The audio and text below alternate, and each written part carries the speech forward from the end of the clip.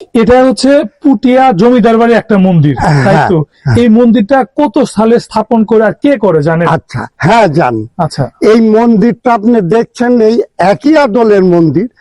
এই বাংলাদেশের মধ্যে এই একটা আছে, আর দিনাজপুরের কান্তজি মন্দির আছে। আর আপনি যে কথা বললেন, এই মন্দিরটার বয়স 1616, 408 বছর এই মন্দিরটার বয়স। আর এই মন্দিরটা স্থাপিত করেছে, ওনার নাম হচ্ছে প্রেম নারায়ণ রায়। এটা রাজশাহী ডিস্ট্রিক্ট। আপনার এই রাজশাহী ডিস্ট্রিক্টের সাথে যত ডিস্ট্রিক্ট থাকে, অন্যান্য ডিস্ট্রিক্টের তুলনায় রাজশাহী ডিস্ট্রিক্টে আপনার রাজা জমিদার বেশি। এই মন্দিরটা স্থাপিত করে ওনার নাম হচ্ছে প্রেম নারায়ণ রায়।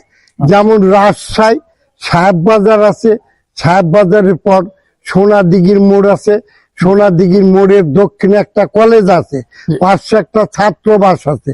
ওই ছাত্রবাসটা আমারে পুঠিয়ার মহারানী হেমন্ত কুমারী ওই ছাত্রবাসটা তৈরি করে দেন। এজন্য ওনার নাম লেখা আছে রানী হেমন্ত কুমারী ছাত্রাবাস।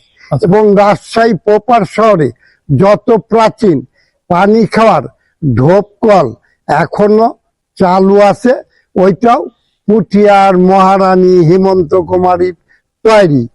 এবং আমাদের উৎসব বড় দুর্গা পূজা। এই দুর্গা পূজা উৎসবটা যমুনার এপারে এই বাংলায় সর্বপ্রথম এই দুর্গা পূজাটা কে করেন? এই জায়গাটার নাম পুঠিয়া।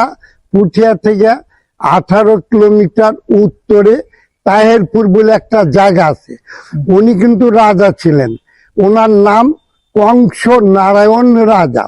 এই কংস নারায়ণ রাজা এই বাংলায় সর্বপ্রথম দুর্গা পূজা উনি করেন।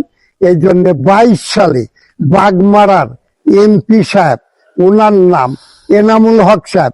এনামুল হক সাহেব ইন্ডিয়া কলকাতায় থেকে ব্রঞ্চের উপরে দুর্গা কিনে নিয়ে এসে রাজা কংস নারায়ণের নামে ঘর দরজা করে স্থাপিত করে দেয়। আচ্ছা আচ্ছা আচ্ছা, তাহলে তো অনেক ইতিহাস আপনার কাছে জানলাম। আমি এই মন্দির সম্পর্কে একটু জানি।